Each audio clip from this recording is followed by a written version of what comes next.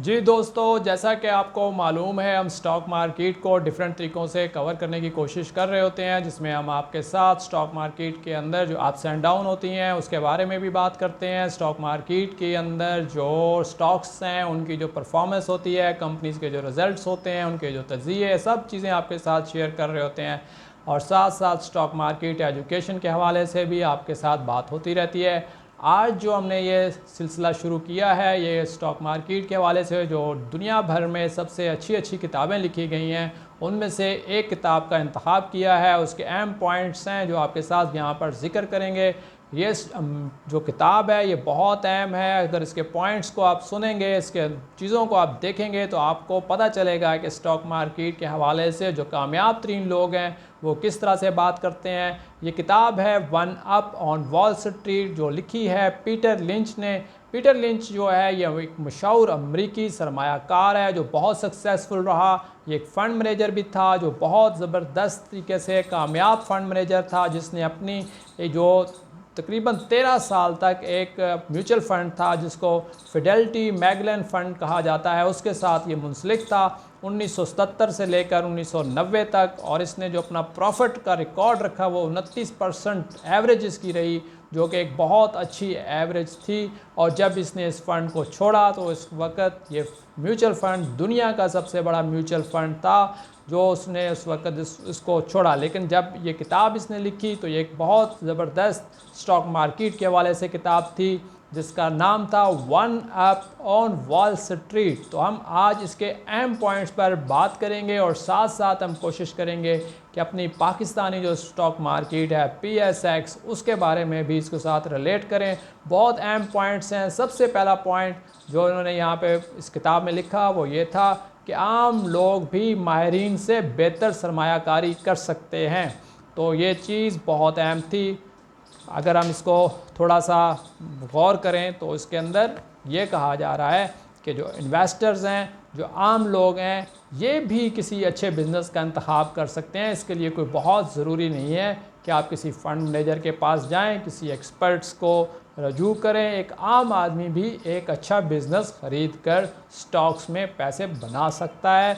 Just आपको इतना पता होना चाहिए कि बिज़नेस कैसा जा रहा है, कंपनी किस तरह काम कर रही है। दूसरे नंबर पर वो कहता है कि अपनी मालूमात से फ़ायदा उठाएं। तो देखें, अगर आपको किसी कंपनी के बिज़नेस के बारे में एक आइडिया है कि ये कंपनी किस तरह काम कर रही है, इस कंपनी की परफॉर्मेंस कैसी है, तो आप अपनी मालूमात से भी फ़ायदा उठा सकते हैं और आप उसकी बेस पर सरमायाकारी करके कामयाब हो सकते हैं। जैसा कि मैं आपको यहाँ पे एक मिसाल देता हूँ, जैसे अभी एक मोटरसाइकिल्स बनाने वाली कंपनी है होंडा। तो ये पाकिस्तान में आपको हर दूसरे तीसरे आदमी के हाथ में एक होंडा मोटरसाइकिल नज़र आता है। मार्केट शेयर जो है बहुत ज़्यादा है इस कंपनी का। तो इस बारे में कोई बहुत ज़्यादा रॉकेट साइंस नहीं चाहिए कि एक अच्छी कंपनी का इंतखाब करते हुए अगर हम होंडा के शेयर्स लेते हैं तो हमें नज़र आ रहा होता है कि ये कंपनी एक अच्छे कारोबार कर रही है, अच्छे लेवल पे काम कर रही है। पाकिस्तान में इसकी सेल्स बहुत ज़्यादा हैं और मुसलसल बढ़ रही हैं। तो अगर हम थोड़ी सी नॉलेज लेकर अपनी मालूमात से फ़ायदा उठाकर इसमें इन्वेस्टमेंट करते हैं तो हमारी इन्वेस्टमेंट का हमें अच्छा रिटर्न मिल सकता है। ये बात है जो उन्होंने दूसरे नंबर पे की। तीसरे नंबर पर उन्होंने कहा कि पोस्टर्स, पर्चियाँ, सुनी सुनाई बातों पर अपनी सरमायाकारी ना करें। यही बात पॉइंट बहुत अहम है कि लाजमी आप कंपनी के बारे में जानते हो, कंपनी के बिज़नेस के बारे में जानते हो, आपकी मालूमात अच्छी होनी चाहिए। आपको किसी बहन भाई या किसी दोस्त या किसी बड़े से सुनकर सरमायाकारी नहीं करनी चाहिए। सबसे ज़्यादा आपका अपना बिलीव होना चाहिए स्टॉक मार्केट पर, स्टॉक पर। जो स्टॉक आप ख़रीद रहे हैं तो आप तब जाकर यहाँ पे कामयाब हो सकते हैं। चौथे नंबर पर उन्होंने एक अहम पॉइंट बताया है कि लॉन्ग टर्म जो है, तवील मुद्दती नुक्ता नज़र अपनाएं स्टॉक मार्केट के बारे में। हमेशा याद रखें कि ये शॉर्ट टर्म का गेम नहीं है, ये एक लंबी मैराथन है जिसमें आप पैसा बनाते हैं लेकिन आप आहिस्ता आहिस्ता शॉर्ट टर्म के अंदर अपना पैसा ख़राब भी कर सकते हैं। लॉन्ग टर्म के अंदर आप अपना पैसा बहुत अच्छे तरीके से ग्रो कर सकते हैं। पाँचवें नंबर पर उन्होंने बताया है कि हर स्टॉक के पीछे एक कंपनी होती है। लाजमी ये बात है कि हर स्टॉक के पीछे एक कंपनी होती है, का मतलब आप जो स्टॉक ख़रीदते हैं वो हवा में नहीं है, वो कहीं ना कहीं काम कर रहे हैं, उनका एक बिज़नेस है, एक नेटवर्क है, उनके एम्प्लॉइज़ हैं, उन पर कुछ कर्ज़े हैं, उन पर कुछ प्लस है, कुछ माइनस है। तो वो चीज़ें जो हैं वो इम्पॉर्टेंट होती हैं जो आपकी इन्वेस्टमेंट को ग्रो करने में मदद देती हैं। छठे नंबर पर उन्होंने कहा कि सुस्त रफ्तार तरक्की करने वाली कंपनियों को नज़रअंदाज ना करें, यानी कि जो कंपनियां स्लोली भी काम कर रही हैं वो भी अच्छी कंपनीज़ हैं, और अगर वो ऊपर की तरफ जा रही हैं तो आने वाले टाइम में वो आपके पैसों को न सिर्फ बढ़ा रही हैं बल्कि तेज़ी के साथ भी बढ़ा सकती हैं। इसलिए आहिस्ता आहिस्ता तरक्की करने वाली कंपनियां भी बेहतरीन कंपनीज़ में शुमार होती हैं। सातवें नंबर पर उन्होंने जो पॉइंट बताया है ये बहुत अहम पॉइंट है। वो कहते हैं कि कर्ज कम रखने वाली कंपनियां बेहतर हो सकती हैं। जी हाँ, जो कंपनियां कम कर्जे रखती हैं, जिन पे डेप्ट कम है, वो कंपनियां ताकतवर हो सकती हैं, वो अच्छी हो सकती हैं, उनकी परफॉर्मेंस अच्छी हो सकती है क्योंकि उन पर कर्जे नहीं हैं। आठवें नंबर पर वो कहते हैं कि कम पीई रेशो वाली कंपनियों में भी अच्छी कंपनियां शुमार होती हैं, यानी कि जिनकी पीई कम है, जो सस्ती हैं, जो अंडर वैल्यू हैं, ये स्टॉक्स भी हमेशा आपको मदद देते हैं तरक्की करने के लिए, पैसे में ग्रो करने के लिए, और आपको अच्छे प्रॉफिट्स बनाने में मदद देती हैं। इसके बड़े अहम पॉइंट्स हैं ये सारे, ये समझने वाले हैं। हर पॉइंट जो है वो आपको मदद देता है सीखने को। 9वें नंबर पर वो कहता है कि आपकी सबसे बड़ी ताकत इंतज़ार है, यानी कि आपको वेट करना पड़ेगा। अगर आप पैसा लगाते हैं और आप पेशेंस के साथ काम करते हैं तो आपको लाजमी फ़ायदा होगा। अगर आपने अच्छा बिज़नेस ख़रीदा है और साथ आपने इंतज़ार किया है तो फिर आपको स्टॉक मार्केट के अंदर बिल्कुल फ़ायदा होने वाला है, इसमें कोई परेशानी वाली बात नहीं है। 10वें नंबर पर उन्होंने कहा कि स्टॉक मार्केट जज्बाती लोगों का खेल नहीं है। बिल्कुल इमोशनल लोगों का कोई इसमें काम नहीं, जिनको डर लगता है, जो लालच का शिकार हो जाते हैं, जो जल्दी जल्दी फ़ैसले करते हैं, वो स्टॉक मार्केट में कामयाब नहीं हो सकते। 11वें नंबर पर वो कहते हैं कि डिविडेंड देने वाली कंपनीज़ जो हैं, ये आप इनसे हमें ये पता चलता है कि ये ताकतवर कंपनीज़ हैं, मुस्तहकम आमदनी वाली कंपनीज़ हैं, और ये एक बहुत अच्छा बिल्कुल हमारे लिए इंडिकेटर है कि जो कंपनीज डिविडेंड देती हैं वो अच्छी कंपनीज़ हैं, मुस्तकिल हैं, ग्रो कर रही हैं, उनकी परफॉर्मेंस अच्छी है, इसलिए हम इन कंपनीज़ को इन्वेस्ट कर सकते हैं।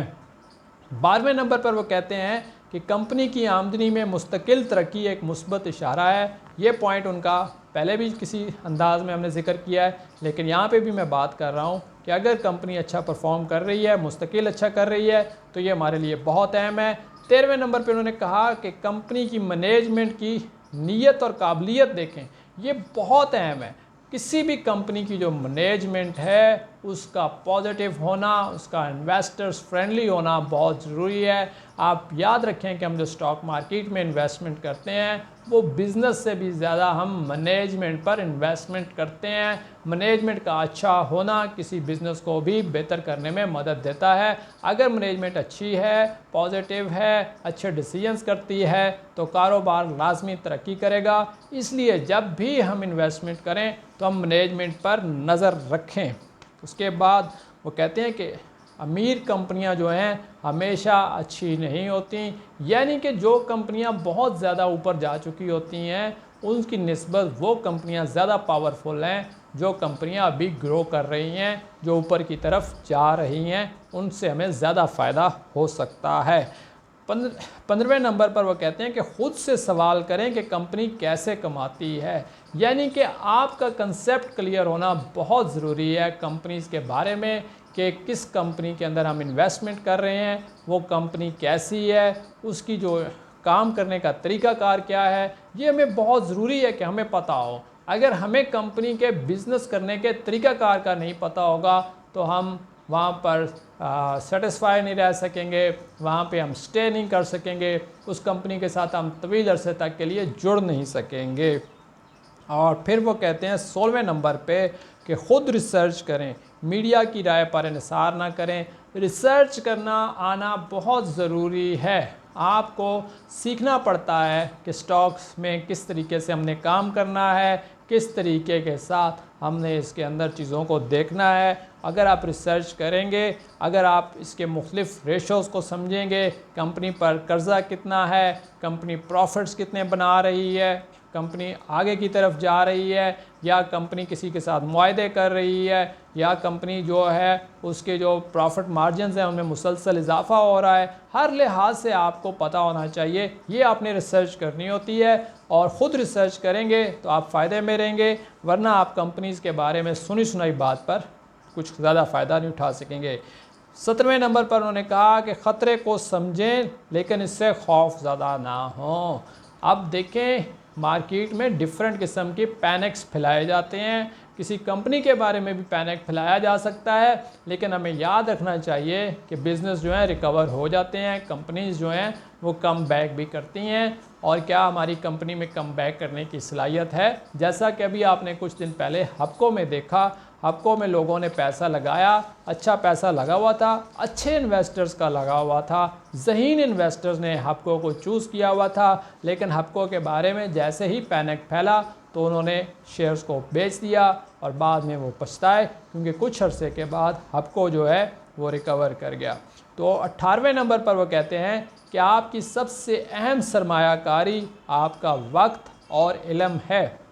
जी हाँ, आप जो पैसा लगाते हैं उससे ज़्यादा जो है इम्पॉर्टेंट आपका टाइम पीरियड है, वो ज़ाया ना हो, और जो आपका इल्म है उसमें इजाफ़ा होना चाहिए, यानी कि आपको लर्निंग करनी चाहिए, और दोनों चीज़ों का जो है आपको ख्याल करना चाहिए।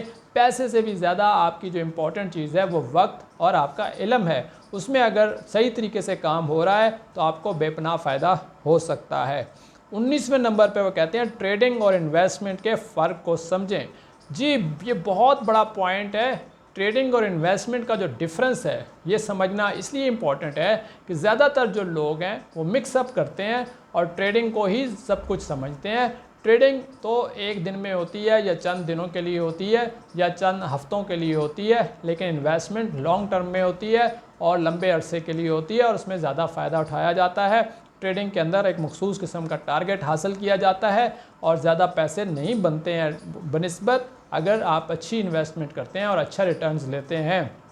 तो इसलिए यहाँ पे उन्होंने जो बात बताई है इसको अंडरस्टैंड करना बहुत ज़रूरी है और हमें पता होना चाहिए कि ट्रेडिंग के और इन्वेस्टमेंट के दरमियान बहुत बड़ा डिफरेंस है। अगर आपको इसके बारे में जानना है तो हो सकता है मैं नेक्स्ट वीडियो के अंदर ट्रेडिंग और इन्वेस्टमेंट के डिफरेंस के ऊपर एक पूरी वीडियो भी बना सकता हूं।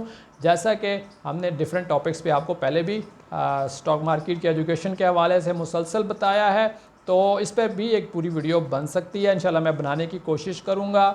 और वो जो 20वें नंबर पर उनका पॉइंट है कि ये अगर कोई कंपनी अपनी ब्रांचेज़ में इजाफ़ा कर रही है या मार्केट में जा रही है तो ये एक मुस्बत इशारा है, यानी कि कंपनी अगर एक्सपेंशन कर रही है तो इसका मतलब है कंपनी तरक्की कर रही है, पॉजिटिव इंडिकेटर है। इसी के साथ वो एक और चीज़ बताते हैं कि अगर कंपनी ख़ुद अपना स्टॉक ख़रीद रही है तो ये बहुत पॉजिटिव है, मुस्बत इशारा है, अच्छा इशारा है, यानी कि कंपनी समझती है कि आने वाले टाइम में हमारा स्टॉक जो है हमें सस्ता मिल रहा है आज, तो आने वाले टाइम में ये तरक्की कर जाएगा, ऊपर चला जाएगा, तो हमें आज इसको ख़रीद लेना चाहिए। और कंपनी से ज़्यादा कौन जानता है कि स्टॉक अगले आने वाले टाइम में ऊपर जा सकता है, क्योंकि उनके पास फर्स्ट इन्फॉर्मेशन होती है।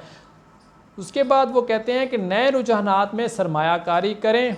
हमेशा याद रखें कि जैसे नए नए ट्रेंड्स आते हैं, इस वक्त हम देख रहे हैं इलेक्ट्रिक गाड़ियों का ट्रेंड आया है या आर्टिफिशियल इंटेलिजेंस का ट्रेंड आया है, तो लोग यहाँ पर इन्वेस्टमेंट्स अच्छी कर रहे हैं और उनको अच्छे रिटर्न्स मिलने की भी तवक्को है और यहाँ पे बहुत से लोगों ने बहुत अच्छे रिटर्न्स बनाए हैं। इसी तरीके से वो बताते हैं कि अगर आमदनी बढ़ रही है तो बिल आखिर कंपनी की जो प्राइस है स्टॉक मार्केट में वो भी बढ़ेगी। जैसा कि हम देख रहे हैं बहुत सी कंपनीज़ हैं जिनकी आमदनी मुसलसल बढ़ रही है और स्टॉक प्राइस भी उनकी मुसलसल बढ़ रही है। पाकिस्तान की स्टॉक मार्केट में आप UBL को देख सकते हैं जो कि एक मुसलसल ऊपर की तरफ जा रहा है, लेकिन उसके साथ साथ उसकी आमदनी में भी इजाफ़ा हो रहा है। 25वां और आखिरी जो पॉइंट है वो बहुत अहम है। वो कहते हैं सरमायाकारी सिर्फ पैसे बढ़ाने के लिए नहीं है, बल्कि आपकी माली आज़ादी हासिल करने का भी एक तरीका है। यानी कि आप जो अपनी इन्वेस्टमेंट्स करते हैं उनका इतना शार्ट पर्पज़ ना रखें, इतना छोटा सा पर्पज़ ना रखें कि सिर्फ आपने चंद पैसे बनाने के लिए, बल्कि आपने अपने आप को फाइनेंशियली इंडिपेंडेंट भी करना है। तो उसके लिए भी एक प्रोसेस है, उसके लिए भी एक अमल है। स्टॉक मार्केट की इन्वेस्टमेंट्स हैं जो आने वाले टाइम में आपको माली तौर पर आज़ाद करती हैं। ये उनकी किताब के कुछ अहम पॉइंट्स थे जो मैंने आज की वीडियो में आपके साथ शेयर किए हैं। वीडियो आपको कैसी लगी है, आइंदा आने वाली वीडियोस में भी क्या हम इस किताबों के सिलसिले को जारी रखें, इसके बारे में हमें ज़रूर बताइए। अगर आपने अभी तक हमारा चैनल सब्सक्राइब नहीं किया तो चैनल को लाजमी सब्सक्राइब कर लें। आज की वीडियो में हमारे साथ थोड़ा सा लाइट का इशू था, अगर उसकी वजह से कोई प्रॉब्लम आ रही हो तो उसके लिए हम माजरत करेंगे, लेकिन वीडियो हमने बना दी है। वीडियो आपको कैसी लगी है अपना फीडबैक ज़रूर दीजिएगा। बहुत शुक्रिया। अल्लाह हाफिज़। अस्सलाम वालेकुम।